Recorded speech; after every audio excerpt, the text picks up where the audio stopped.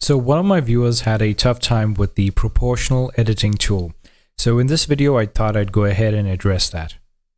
So I'm just going to start off by duplicating this cube. So I'm going to place one there and make another copy and place it on the other end. Now I'm going to hit O on the keyboard, and that's going to activate our proportional editing tool here. And now if I hit the move key, scale or rotate, it's going to basically give us the circle here that you can see on the screen. Now this circle right here is our sphere of influence.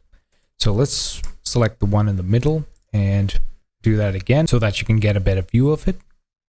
So as you can see, this sphere that we have here is our sphere of influence. So if I were to now move this, say, through the z-axis like so, you can see that it is slightly influencing the cubes on either end.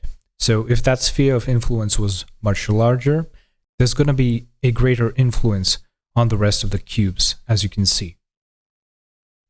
So now let's go ahead and duplicate these. So I just want a few more copies, and let's change our profile from smooth to, let's say, perhaps random. So now when I select random and let's say I want to scale this, when I scale the one in the middle, it's going to scale everything at a random rate. If I were to select smooth, it's going to do that gradually. So the one in the middle is going to be affected the most, while the ones that are towards the edge of our circle is going to be influenced the least. So let's go ahead now and change that to constant. Now constant is going to take everything that is in our sphere of influence and just move that up or rotate it by the same degree. Now let's go ahead and get rid of all these and look at mesh components. So there are two ways in which this proportional editing tool works. One is it affects objects, and the other way it works is by influencing mesh components. So let's go ahead and create a plane. And I'm just going to subdivide this and give it about 10 cuts so that we have sufficient resolution to work with. And I'll go ahead and now select the verts right in the middle there. Now I'm going to go ahead and uncheck project from view here. So you can see that we have two extra options here now. And I will come back to that in just a moment. So let's go back and set that to smooth and hit the G key. And I'm going to use the scroll wheel to reduce our sphere of influence and move this up. Let me do that again. Reduce the sphere of influence and move this up like so. So this is the result we get. Now this is great for, say, organic modeling. If you want to, make changes to large portions of the mesh, you can do so by using this tool. It's very handy. And you can also use this in certain cases with respect to hard surface modeling. Now, everything that we saw here was done with our mouse. So since we have a 3-button mouse, it's easy to change this sphere of influence when we move, scale, or rotate with the scroll wheel.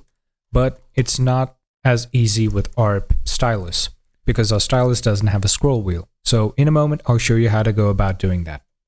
So let's go ahead and undo everything here, and let's just check out a few other profiles. So random is going to move things randomly, and I don't know, you can use this for, I guess, blocking out environments, for paint overs. And let's check constant. That's going to go ahead and, like I explained, move everything in our sphere of influence like so. And the smaller the influence, the less it's going to affect. Alright, so now let's switch to our tablet. And when we use our stylus, there's no way for us to reduce the sphere of influence because we don't have a scroll wheel. However, we can change it after the fact. So if you notice, once we make our change here, we get a little dialog box here. So in this menu, we can come down to proportional size, and under proportional size, we can change that sphere of influence. But this is only after the fact. All right.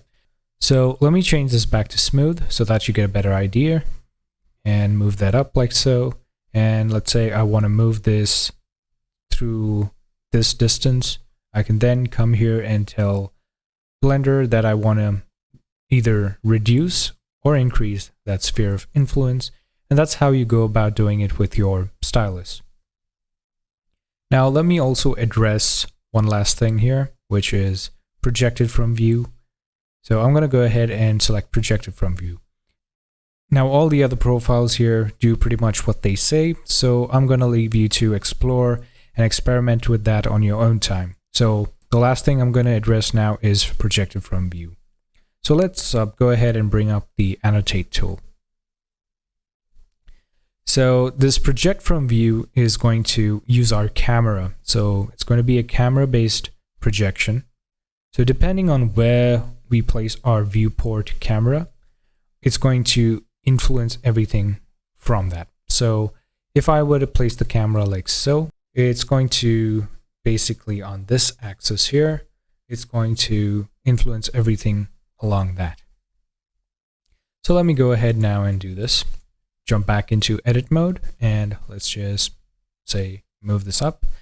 And as you can see, it moved everything along our camera's axis. So let's say now I move the camera over to this end.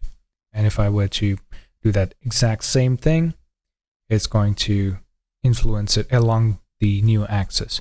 So that's pretty much what project from view does. And all the other options you can explore. It's pretty self-explanatory. So I hope this video was helpful. Thanks for watching. Make sure to like and subscribe if you haven't already, and I will see you in another video.